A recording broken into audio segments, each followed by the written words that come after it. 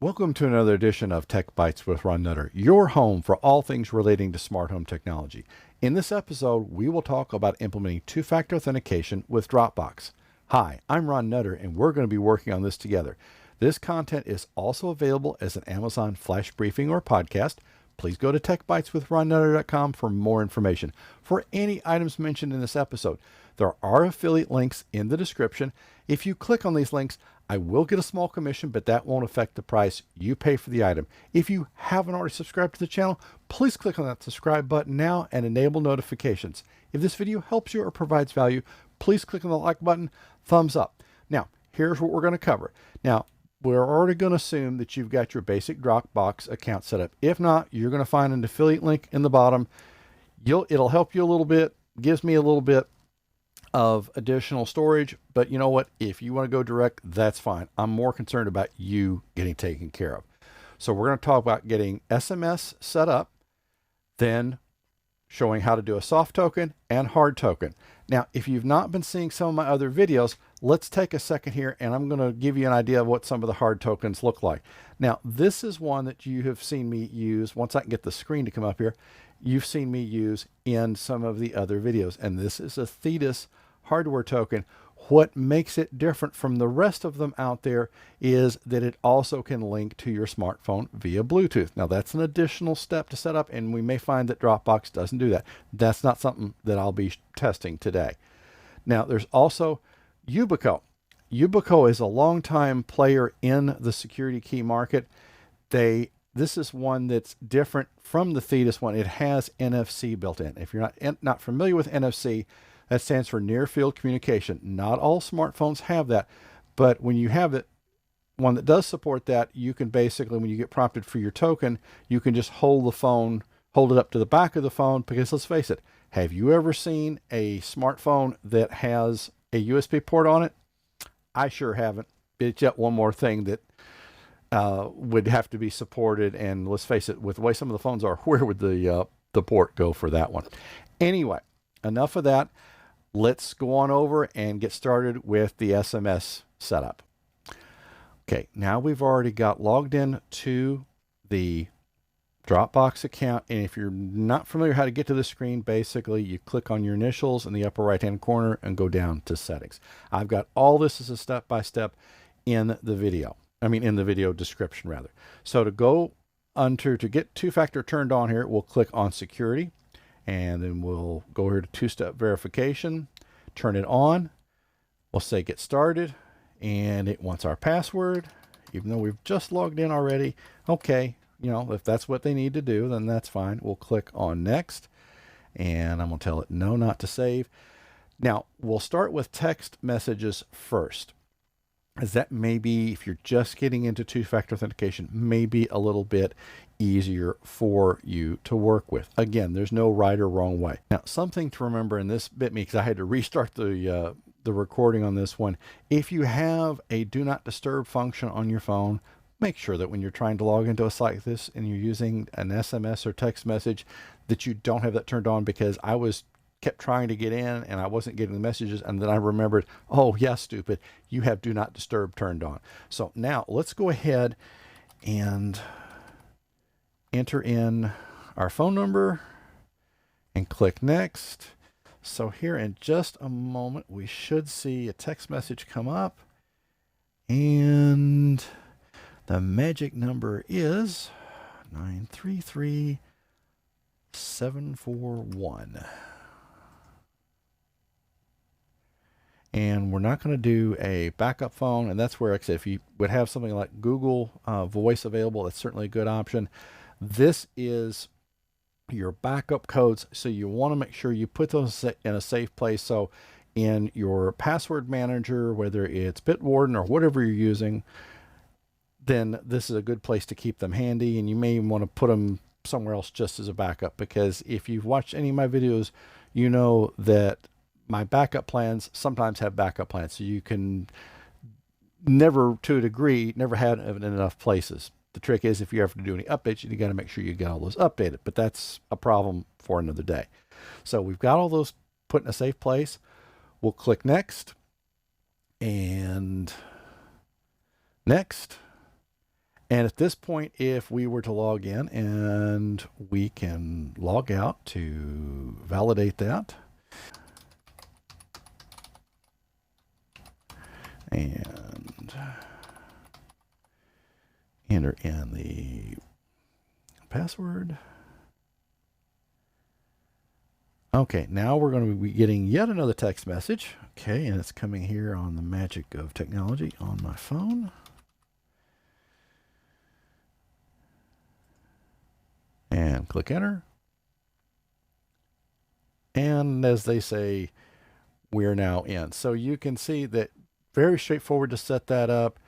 Now we will go on to setting up the soft token. Okay, now we're in the Dropbox management portal for you. Already have security tab pulled up.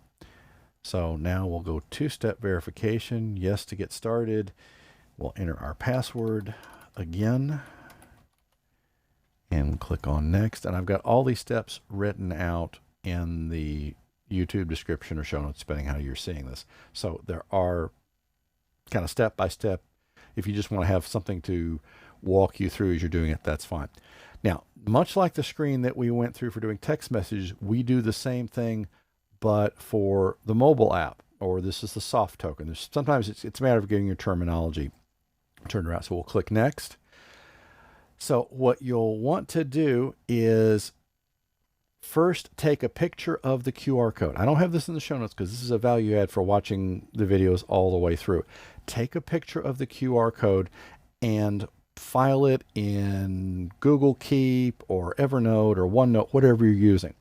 Also, as a precaution, click on the enter your key manually, and it gives you a whole long string to do the same thing with as well. So if you're not using a smartphone and you're using a desktop app, so from BitWarden or whoever you're using, you have a way of getting in the one-time password. So what we'll go through and do here is we'll go back to barcode, and I will bring up my trusty, handy dandy Authenticator app, and we'll tell it to scan QR code. And at this point, I'll assume we've already taken a picture of it and it focused, got it. And I'm telling it to replace because it already registered this once. So that's fine. We'll do that. So we've got Dropbox, and we will click on next. Now it's going to ask for a 6-digit code. And the reason it's asking for a 6-digit code from your authentication app is to make sure that the two are in sync together, that everything went through right. So we'll enter in 603156. And backup phone, we're not going to worry about. That is a good thing to have, by the way. Again, we've got, anytime you change your security setup in Dropbox or whatever service you're on, you want to make sure you have these one-time use codes available, and each one can only be used one time. So click next. And okay, that's it. We're done. Now, if for some reason when you're using two-factor authentication, you need to watch the box when you are logging in that says something about remember me, don't make sure that is unchecked, because that's going to bypass two-factor authentication until the next time the browser gets cleared, you're on another computer. So that's a good reason to uncheck that, because it's just one more step of protecting you. So we've got the soft token set up. So now we'll go on to doing the hardware token. Well, we've taken two different processes before of setting up for two-factor authentication. Text message showed you soft token. Now we're going to show you the hardware token. And as I've mentioned before, there's two different ways that I've got of doing this. So, but anyway, it's always good to have more than one option.